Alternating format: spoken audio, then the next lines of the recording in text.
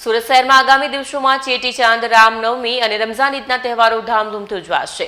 આ તમામ તહેવારો દરમિયાન કાયદો અને વ્યવસ્થા જળવાઈ રહે તેમજ કોમી સૌહાર્દ અકબંધ રહે તે દિશામાં અથવાલાઇન્સ પોલીસ સ્ટેશન દ્વારા વ્યાપક કવાયત હાથ ધરાઈ હતી।